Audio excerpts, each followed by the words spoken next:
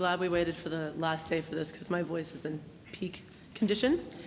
I do not think that our next speaker needs very much of an introduction, but we're going to do that anyway. So everyone here knows that revenue doesn't just happen, it's sold. And if you've got salespeople who are working but not winning, you're about to understand why. I want to introduce Bradley Hartmann to the stage. Bradley grew up in a lumberyard, swung a hammer as an apprentice carpenter, and built over 1,000 homes in the field for Pulte Homes before moving into regional purchasing. So he sat on both sides of the table as a builder and a supplier. 14 years ago, he launched his consulting firm, and today LBM companies call Bradley when their sales teams are stuck in 3 traps: competing on price instead of value, avoiding prospecting because they lack confidence, and guessing at forecasts instead of managing a real pipeline. Sound familiar? Bradley writes the Sport of Selling column in LBM Journal and hosts the Craft of LBM Sales podcast, which publishes 2 brief story-driven episodes every week. There's a QR code on your table if you want to subscribe. I'm going to throw in a personal thing. They're great. You should definitely do it. He's written 15 books, teaches leadership at the University of Oklahoma's MBA program for construction professionals, and today he's here to talk about something that's costing your company money right now: the damn problem with salespeople. Here's the question he's going to answer. Why do good salespeople with great products and strong relationships still struggle to grow revenue? And more importantly, what are you going to do about it starting Monday morning? So, Bradley Hartmann, welcome to the show. Good job. Thank you. All right, before we jump into the damn problem with salespeople and see exactly what kind of HR violation that is, thought we would have a little competition. So why don't we have everybody stand up? If you would, maybe take a look around you. If there's any bags that are cluttering the walkways, or there's any chairs, let's kind of clean that up. We're going to play a game called the Darwin Dash. And here's how it works, okay? So what I'm going to do is I'm going to put up a trivia question on the screen, and there are 4 potential answers. You're not just going to blurt out the answer, Sean, if you know it, okay? You're not going to try to impress everybody. You're going to look around and you're going to say, I'm going to go to one of 4 places with your feet. You're going to move speedily but safely, okay?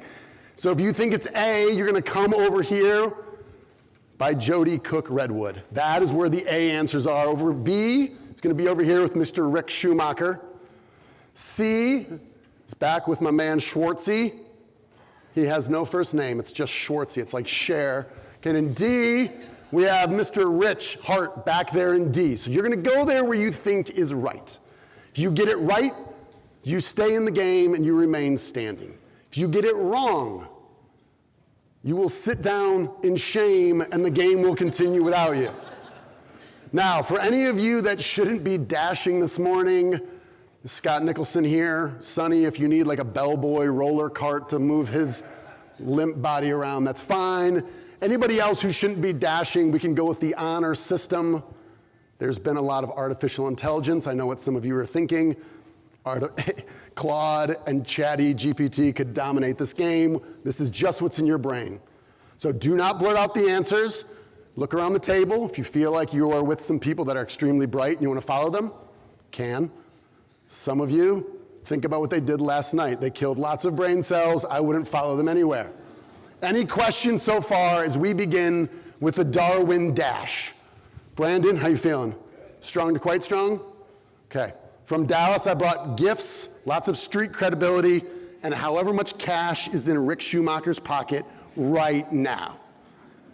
All right, here we go. The first question. By the way, I'm going to give you a countdown from 5 to 1. So let's tuck in the chairs, make sure everything's clear. Are we ready for the question number 1? Thank you. Here we go. Now, we did this with 10 people. It worked great. I'm not joking. Okay, first question. What is the main purpose of these famous beaver dams? Beavers are the little engineers of the animal kingdom. Why? Why do they do it?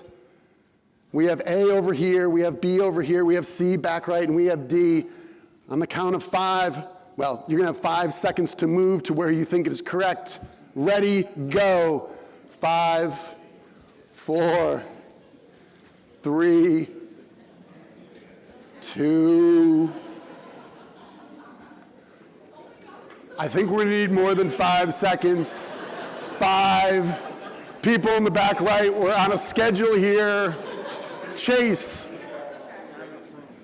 Is everyone saying A or B? I literally can't see my screen. I don't know the answer is. Yes, it is to create deep water lodges. So they build a dam, the water rises, wolves and bears cannot swim down and eat them. All right, good one. Next one. Did we lose anybody?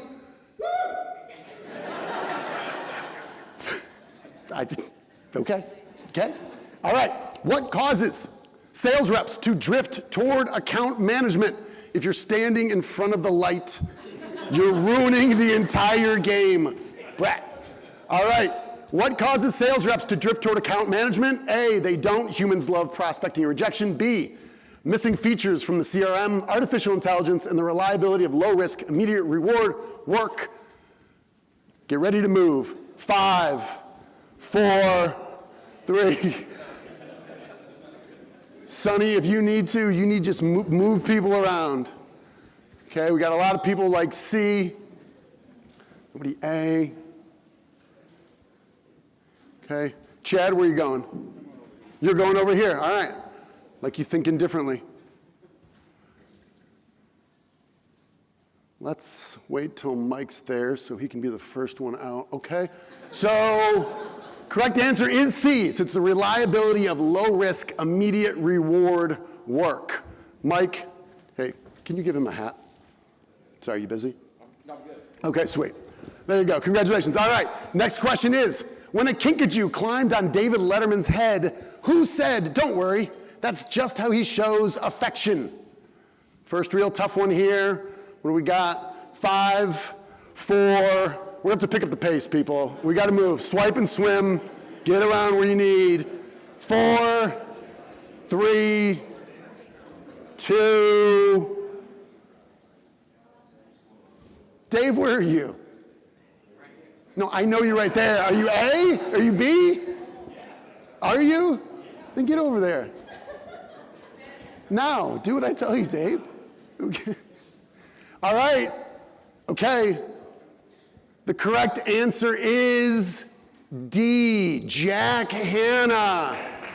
All right. If you are not back there in D, sit down in shame. All right, next question. Which behavior is rewarded by compensation plans least often? So this is data collected by the LBM Journal on the compensation and benefits that all of you should invest in when it comes available. No help soon. All right, here we go. So is it customer retention, new account acquisition, volume of sales, or gross profit generation? Ready, move. 5, 4, 3, 2.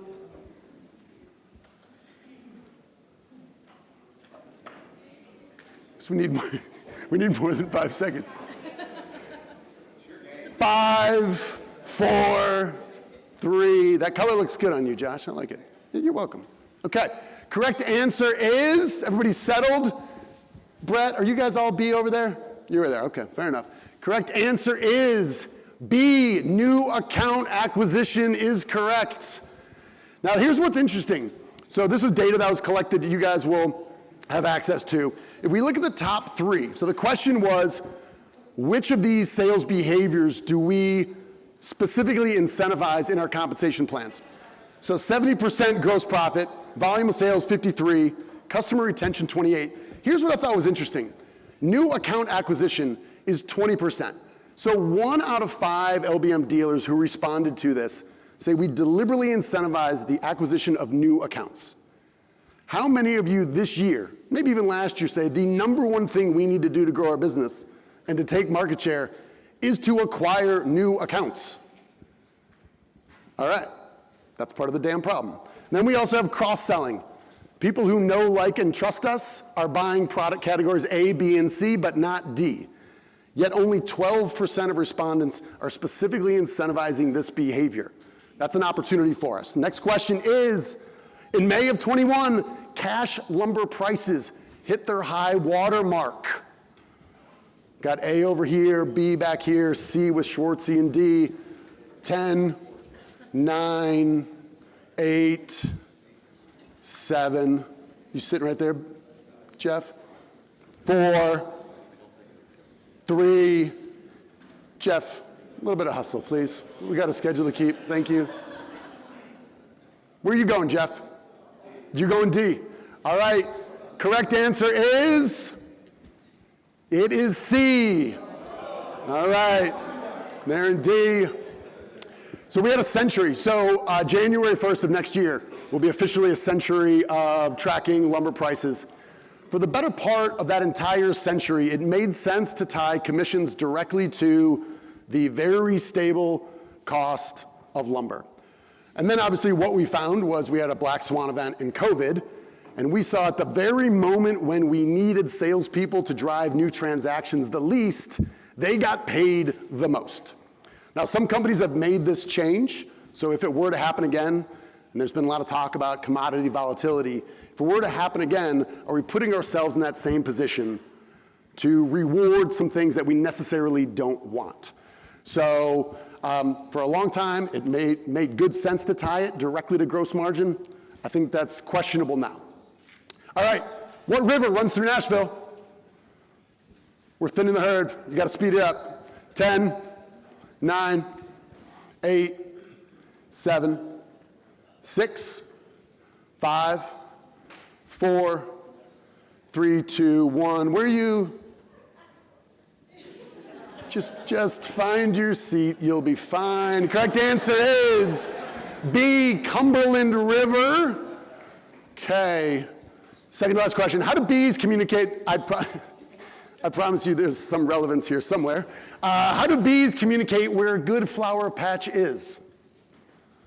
How do bees communicate where a good flower patch is? 10, 9, 8, 7, 6, 5, 4, 3, 2, 1. You guys going to B? Josh, you going to A? Okay. Correct answer is A. All right, how many do we have here? Got our final 4. All right, here's the final question. What we're looking for is a number. Lot riding on this. You guys have come so far. Literally, you've walked more. Right. There are 1.5 million animal species on the planet Earth. What percentage of them are beetles? This is the first and last time we'll talk about beetles. Lots of other animals. Josh, we're starting with you. You cannot repeat the same number. Sally, remember the numbers because I will not. This is how we determine the champion. We do have a gold ring. Josh, give me your number. 3%, okay. Brad? 1.5 million it's like price of 4. Well, that would be good if it was just the 2 of you, but there's more. Carl? Is this like Price is Right? Just give me a number, man. We got to keep this thing going. What? 25%. 25%. Michelle, we have 3, 4, and 25. So how does this work? Okay. I'm just looking for a percentage, Michelle. Don't overthink it. Are you saying beetles aren't animals? That's just the coaching I'm getting here. All right. Michelle, tell you what, you're out. Okay, so correct answer is exactly 25%.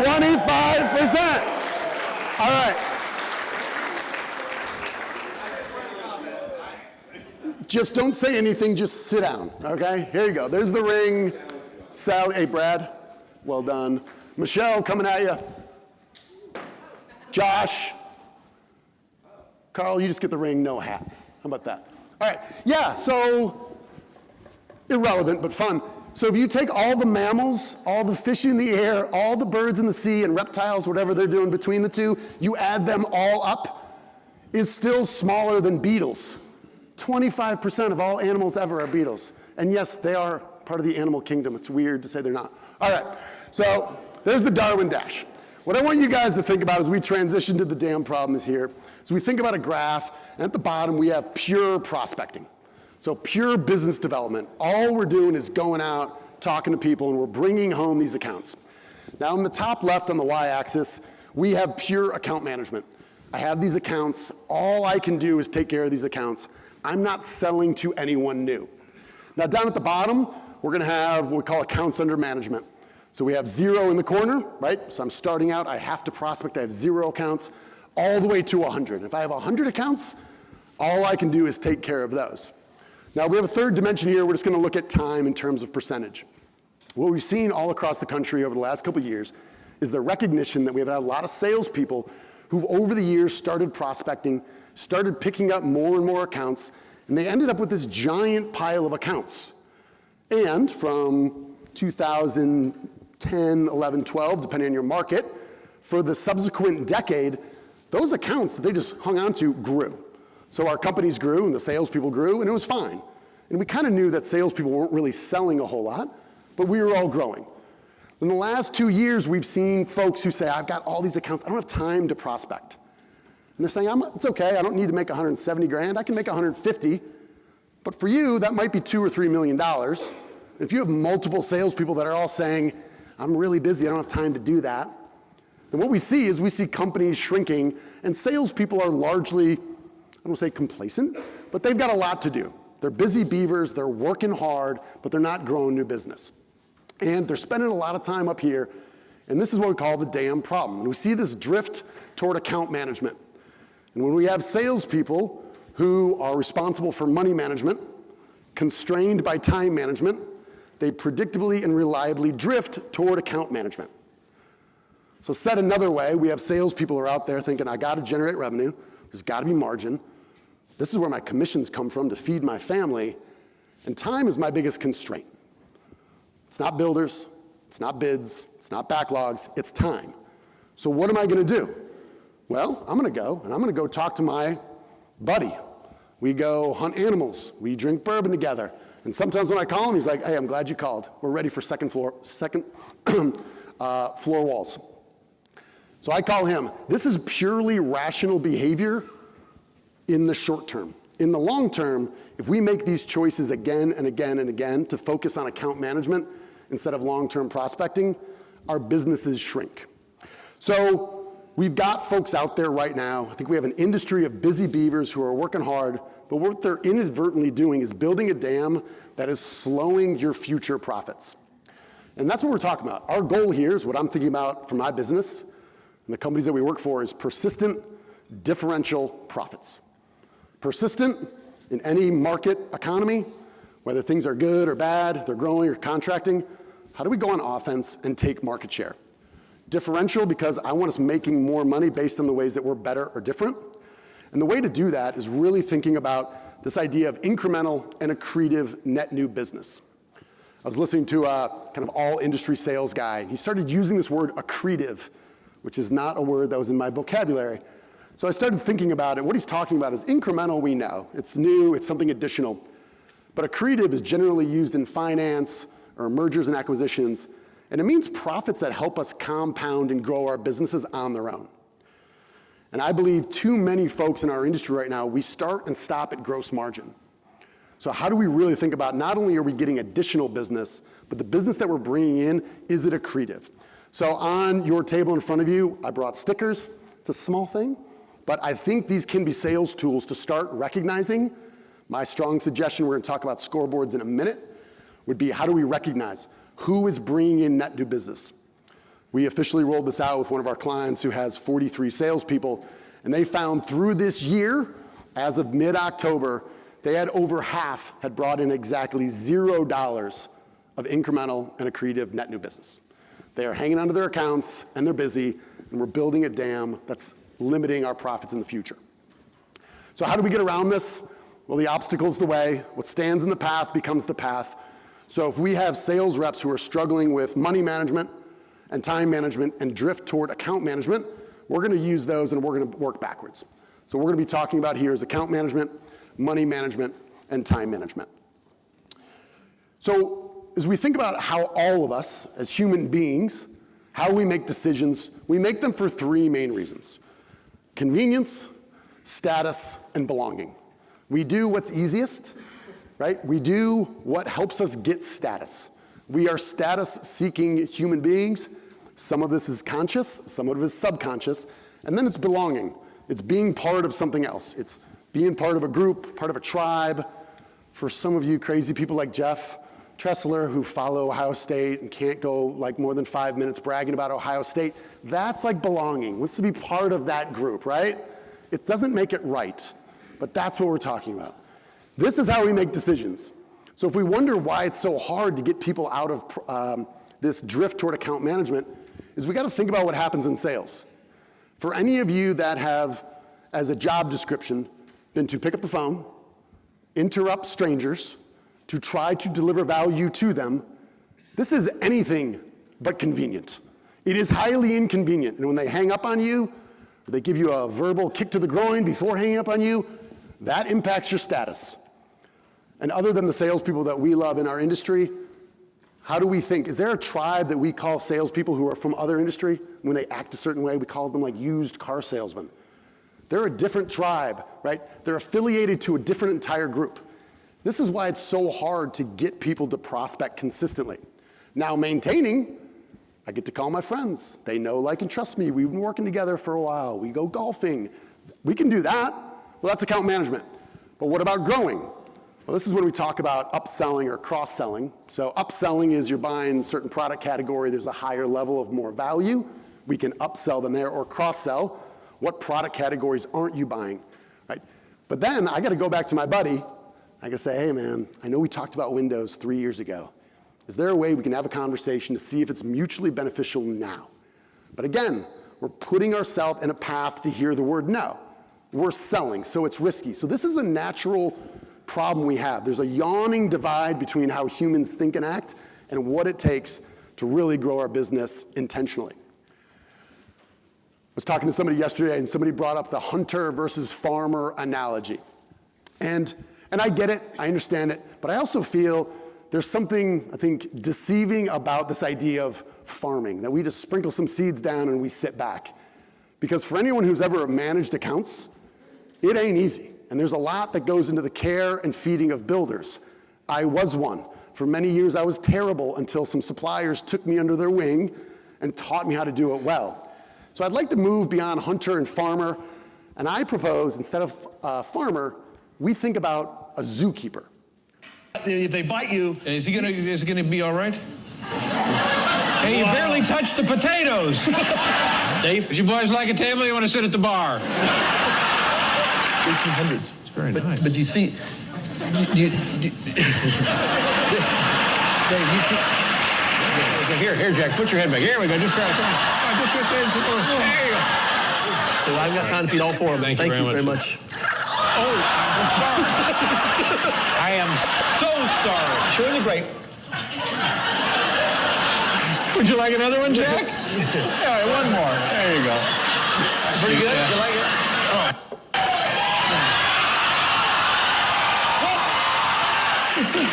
You won't believe this. Holy crap! Oh, Steve the lemur, the banana. Jack Hanna, right? How many of you deal with builders and you feel like Jack Hanna there? You're managing the animals, you also got David Letterman squirting stuff in your face. You have to be an expert to be a zookeeper. There's a lot that goes into the care and feeding of builders, to protect them, to work internally. You gotta be patient. But this role is absolutely incredible. And it's not just dropping seeds and just coming back. Now, I realize, where are my Iowa people? Anyone in the breadbasket? I realize farmers work their asses off, I do. My point, though, is being a zookeeper and understanding how to hang out with tigers and protect yourself. By the way, fun fact, early in his career at the Columbus Zoo, he was directly responsible for letting a lion get out, and it did attack someone. He recovered, and he's fine. Anyway, my point is, it takes a lot to be a zookeeper. But being a zookeeper and having people who are great at that is a completely different skill set than a hunter. And for a hunter, if we're thinking about Jack Hanna as a zookeeper, Jim Corbett grew up in India under British colonial rule, and he just fell in love with the wilderness. And he started sleeping outside and really started to understand animals, and he started tracking them. Is TJ Shaheen, you in the house? There he is. TJ, yes, hello. Okay, TJ sent me this book called No Beast So Fierce. It's phenomenal. And what happened was someone was hunting this large female Bengal tiger. Well, they were poaching and they missed, and they took out one of the tiger's canine teeth. So they couldn't be the predator that they needed to be. So they had to figure out another food source. So they went to another animal in the kingdom who was slower, not as fast, and has very soft skin and no fur. Humans. This tiger, they're called the Champawat tiger, ate 436 people before Jim Corbett, by the way, Guinness Book of Records, not something to strive for, but interesting little fact. Okay, Jim Corbett went out on his own and tracked this thing all over India and killed it. Now, after he did that, he said, really what we should be doing is not animals like that, but how do we go tranquilize them to bring them in so more people can admire them? So in Africa, there's a whole series of animal wildlife places that bear his name. He wanted to be in a small group. He wanted to go out. He wanted very limited distractions. He wanted a small group of people that could move at the speed that he operated. That's what he did well. And as we think about this, I think you got the hunter and you got the zookeeper. These are very different skill sets. And right now, we work with a lot of clients, and I say, who are these people? They're salespeople. And I'll say, how many of your salespeople love to sell? I'll have people who have salesperson on their card, business card. And I'll say, do you love to sell? They're like, not really. I said, do you like to maybe be a zookeeper? Do you like to take care of them? Do you have patience? Are you an expert? Can you handle them? Can you grow and really build that relationship? They're like, I love doing that. Then let's quit grouping them all together. Because each and every one of us have a choice to make every single day. And they've got 4 options. The first one is, do I want to manage existing accounts? Taking orders, building the relationship, maintaining that. Critically important, and it's a skill. We also have customer service. This means somebody screwed up somewhere. All right? So maybe it was a builder's issue, maybe it was ours, maybe it was something in communication between the two. All I know is that Brandon's got to jump in his truck, and he says, I got it. The joist hangers, Simpson strong tie, I'll throw them in my truck, and I will drive 37 miles each way, and I'll do it right now. That's customer service. Then we have sales. And oddly, there is some question when I talk to salespeople about what selling is. How do you know if you're doing a sales activity? For me, it's pretty simple. Are you putting yourself in the path to hear the word no? So you take somebody to Chipotle, you hang out for an hour, and I'm like, have you done any sales activities today? What were they? They're like, I went to lunch. I say, great. What'd you try to sell them? Really wasn't one of those, Bradley. This is a relationship business. Are you aware? I'm like, I am. So you bought a burrito, and you hung out with somebody who has the habit of buying from you. If you're not trying to sell them, that is not a sales activity. Did you put yourself in the path to hear the word no? If you didn't, you're not selling, and that's okay. The problem is when we self-deceive ourselves, thinking we're selling when we're either doing account management or customer service. Now, ATOS is just all the other stuff. It's admin, it's meetings, it's anything else. These are the choices we get to make. So what I'd like to do, DJ, get ready back there. I'm gonna give you guys 3 minutes. In front of you, in your table, each one of you guys have a little worksheet in there. If you wanna grab that real quick, I have a copy, okay? It looks like this, and I gave you a few. What I want you guys to do as a table, just do a mind dump. The question is, what do salespeople do all day? So I gave you a few: emails, takeoff, job site visits, entering quotes, daily commute, customer calls, customer texts. I want you guys as a team to just anything they do. Do they eat lunch? Yes, throw it down there. I'd like you guys as a table to get kind of in the mid-20 range. Problem solving, firefighting is not an activity. Get more specific. So if we have a problem picking and pulling out of the yard, put communicating with the yard. So I want you guys just to run through, do a mind dump. I'm gonna give you 3 minutes. We're gonna have some soft music so there's no crushing silence. 3 minutes, just dump anything out. What do salespeople do all day? Ready? Brett Corbin, you good? Ready? Go.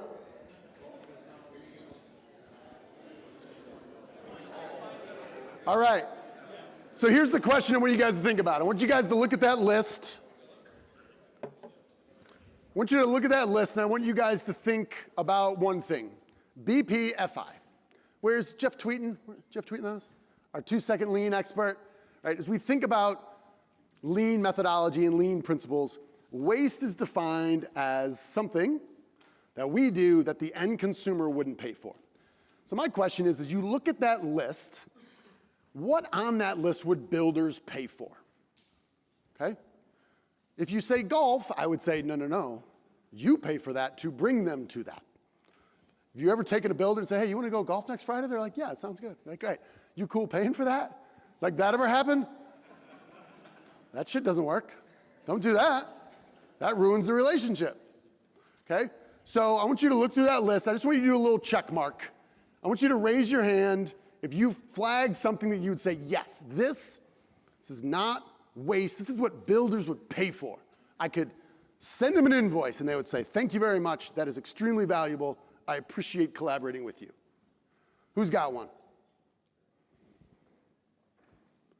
Sonny? Researching products. Customer wants this. Can you help me? You say, we're going to figure it out. We'll do that. Okay. I would agree with that. Now, we are going to have builders coming up here shortly so we can ask them directly. Okay? I'll just bring it up. Nothing gets a room full of salespeople riled up when you tell them that takeoffs, the thing they love the most. They value the most in the world. At Pulte, when I was in purchasing, the number one tactic, salespeople would come in and say, can I get a set of prints and get you some takeoffs? And I said, well, I used to build these houses and I was responsible for the takeoffs, so we got them. They're like, okay. I said, now I'm in purchasing. Literally, my job depends on buying the right stuff in the right quantities. So I've got the takeoffs. But you want to take these prints and do takeoffs and put pricing to them? And they're like, yes. I'm like, who am I to stop you from doing what you love? Sure, there are the plans.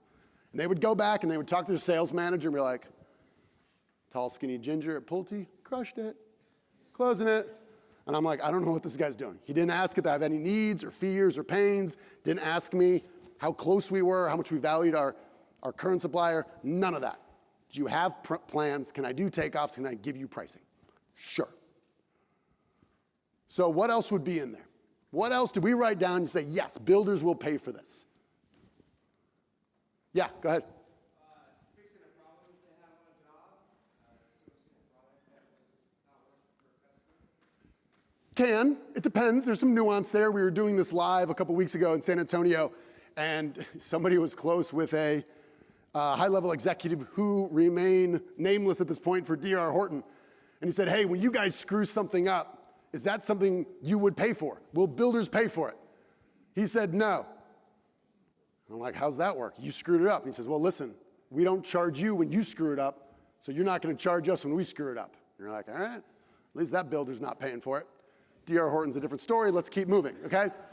So as you guys have this list, as we think of this BPFI, will builders pay for it? The more activities we do that builders don't define as waste, the better off we'll be. So as we think about like our roster construction, how do we build our sales team? We've had some recent success post-COVID, thinking about it differently. And as we think about this bar graph is going to show selling time in black versus account management or service. So we've seen as like a business development rep, most effectively is often someone who's been in the business maybe over 10 years, maybe 30 on up. It's helpful if the name is on the building, they have some equity in the place or will, and their job is to go out, make introductions, find pain points, bring it back, and ultimately close business to give it to a sales rep. So having a business development specific role.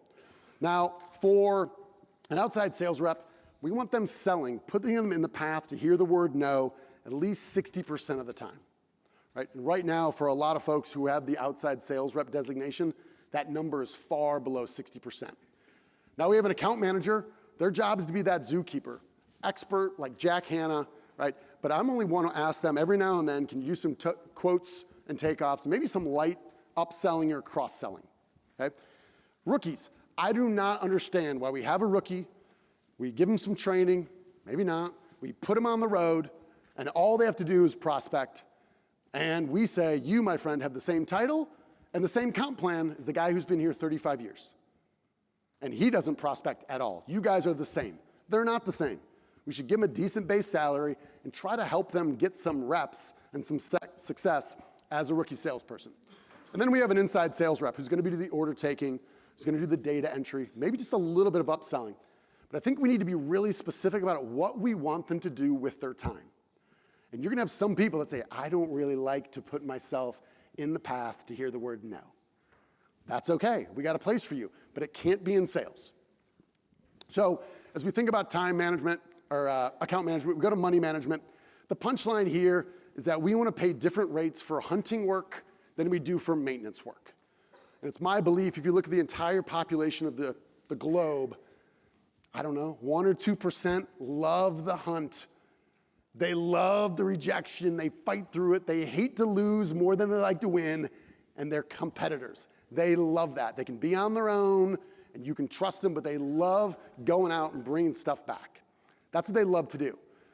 Now, we've had a lot of success bringing folks who are very customer-oriented, they're patient, they're smart, they're coachable, and we can say, we can bring you in and we can teach you the sticks and bricks so you can do what you love to do, which is an account manager or inside sales.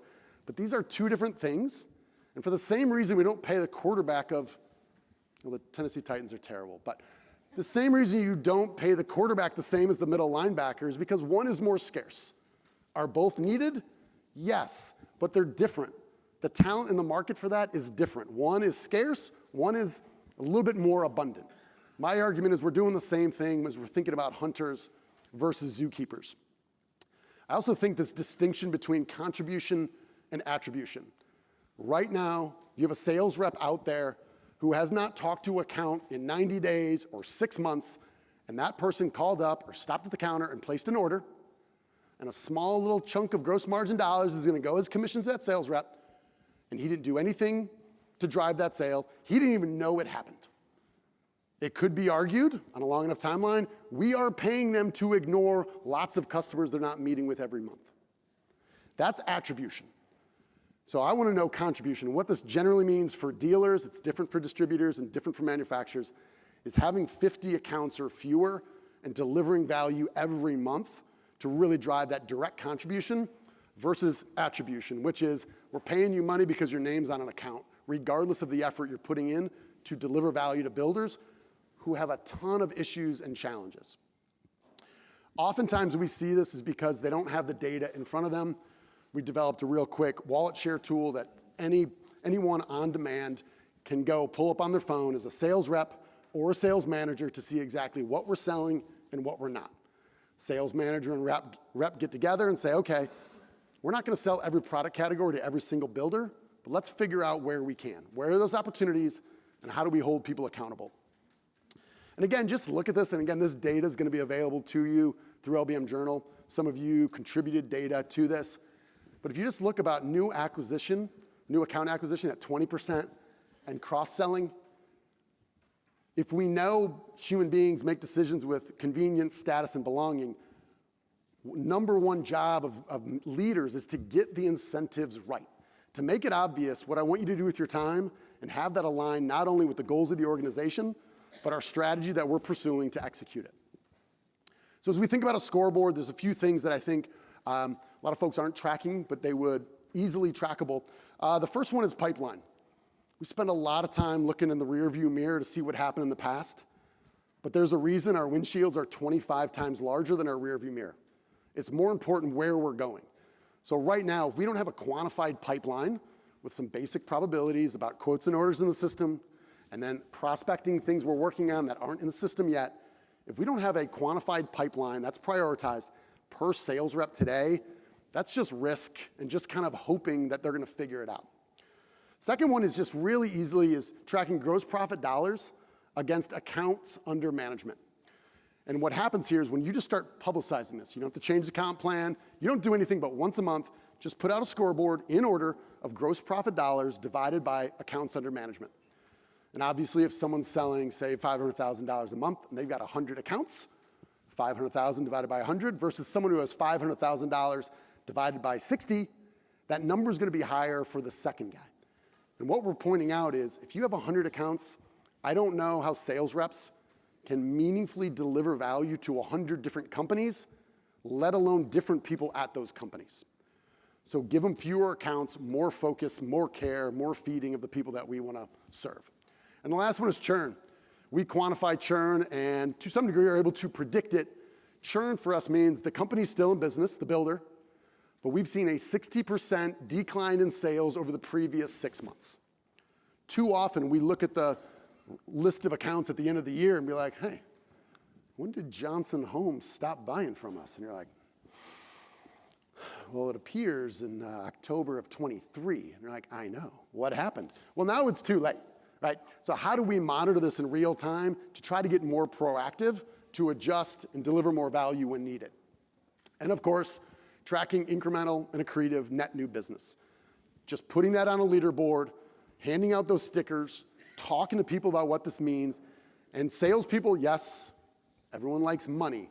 What people also like is status and recognition. So when you put out a scoreboard and you high-five people and give them stickers and make a big deal out of people who are driving net new business, you are going to see more of that activity. And the last part is time management. We're going to do a little call and response here. Count of 3, I'm going to ask you guys to say the word in unison, whiff, okay? Were you with me? You hanging in here? Okay, count of 3. 1, 2, 3. Whiff. A little slow there, but stay with me, okay? Now we're just going to put a little F in front of it. A little different word. You probably haven't said this word before. It's whiff. Just bear with me. We're almost done. Whiff. Okay, count of 3. Everyone say whiff. Ready? 1, 2, 3. All right, now we're just going to put a little Y on the end. Okay, it's whiffy. Whiffy. It's kind of fun to say. Count of 3. Just stay with me. Just trust me. Whiffy. 1, 2, 3. Whiffy. Whiffy is really dominant in our industry. When we think about time management, how we prioritize, where our time goes, the mantra in this room and across the country is find what works for you. Just find what works for you. And I would say most never do. And since we were coming to Nashville, we were going to be here with you, I thought the only logical thing we should do is to write a song about time management and whiffy.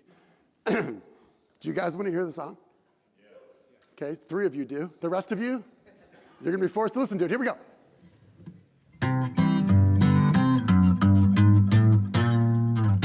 Page 29 in your booklet. Time management's tough, no roadmap in view. So managers shrug, find what works for you, but most never do. Enter the weekly game plan. Whiffy, your time management breakthrough.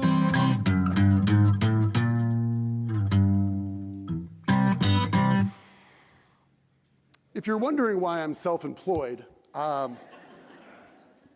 that took us 12 weeks and cost $50,000. Totally worth it.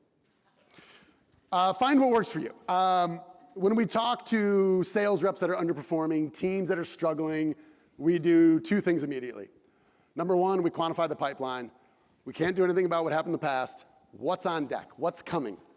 And oftentimes, the good news is the bad news. The good news is we know.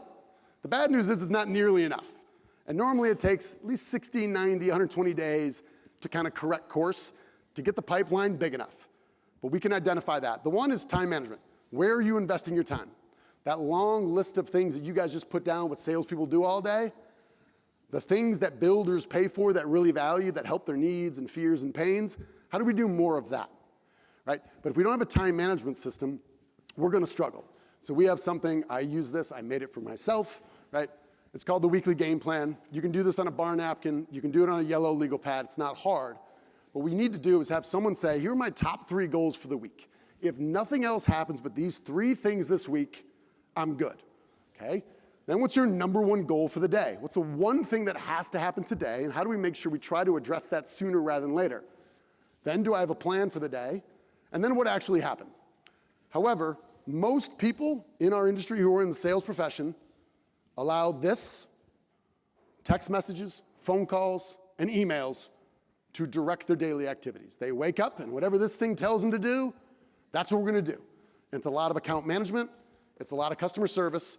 And we run around like wild men, At the end of the day, we do some emails, and we wake up and we do it again. Some of you know you employ people who've made a career doing this. I would say that's as much of a leadership opportunity that it is for an individual contributor. We have to coach people. Now, I will say anecdotally, women, y'all figured this out. Any woman comes through and I'm like, do you have a time management system? They're like, yes, there's colors, we have highlighters. I'm like, great, you've solved that? Because you have to figure out how to deal with the rest of us dudes, right? But guys, find what works for you. They don't. They have not found it. They probably have a list, and you guys know people just have a list, and they make a list every day. They just prioritize, and they try to check off the easy ones. Then they rip it, and they throw it away, and they just do it again. You guys have any people who do this? That is the dominant time management system. That's not good enough, right?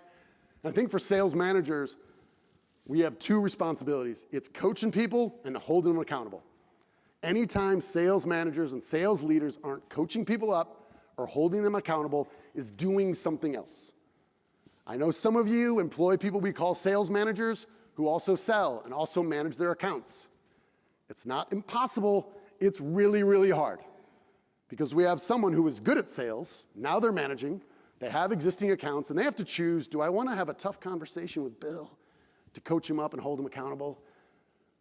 Or would I like to go hunt animals with this guy, my buddy, and I can make more money and get more commissions? They're going to choose the latter every day. That's why we have to have sales leaders who love to coach and hold people accountable. The best way to do that is we find with an RPA meeting. It's a 15-minute meeting, hard stop, once a month between a sales manager and a sales rep, and they're covering three things. Results, month to date, year to date, where are we at? Are we on pace, behind pace? What's in the pipeline? With what you have coming in the future, is it enough to achieve your goals? And what are the key activities? Those key activities are the things we just wrote down. What do you need to do in the next 30 days to make sure you're meeting your goal to helping us build incremental and accretive net new business? So that's right there. Now, we knocked a few people out with the whole bee situation. So bees have been around for 100 million years. So much longer than human beings. And what happens is they have these scout bees, and scout bees go out and they find these flowers that have a lot of nectar and pollen, and they come back and they do something called a waggle dance. And the direction and intensity with which they do this little dance that I will not do, right, says, man, there's a whole bunch of really good flowers over here. The hive mobilizes and everybody takes off over there. But not all of them. They have a few bees that completely ignore the direction of the flowers that people have found. And what do? They literally fly off in the opposite direction, letting serendipity and luck be their guide. Why? Well, in the short term, right, if every bee went to the same patch, that would be extremely efficient. They'd be taking care of the existing accounts and they would know exactly what to do. However, if conditions change, and they change abruptly, it could put the entire hive at risk. So what they have is they have these bees that go off in another direction saying, I'm going to go pursue the long term instead of the short term. Might not be efficient, but if conditions change, we have more opportunities in the future based on the work we're doing now. I think we need to kind of learn the same lesson from bees. People are doing this. Right now, this is a quote from somebody who's the vice president of sales in the West, and he said, as soon as COVID ended, we changed compensation. I put real dollars on new business and took dollars away when they don't sell new. If you're just going to sit back and be an order taker, you're going to earn the minimum. And it's worked. The last 2 years, they've exceeded their double-digit net profit goals. Change is not easy, right? And leaders, if you're going to execute change, you got to sell this too. You have to have a plan, and you're going to have to repeat your message over and over. And too often, leaders get bored with their message long before it changes the behavior of the people that work for them. And it takes courage, and you're going to have to grind through to drive change, but that's what's needed. So if you're looking at your organization and you're seeing contraction, and you're seeing that there's opportunities to take market share, maybe you took market share during COVID, and now you're giving it back to some bigger players that have more maybe equity backing or are publicly traded companies, right? This is what they need. They need courage. They need someone with a vision. They need you guys. You guys can do it. We have builders coming up here. Thanks for your time.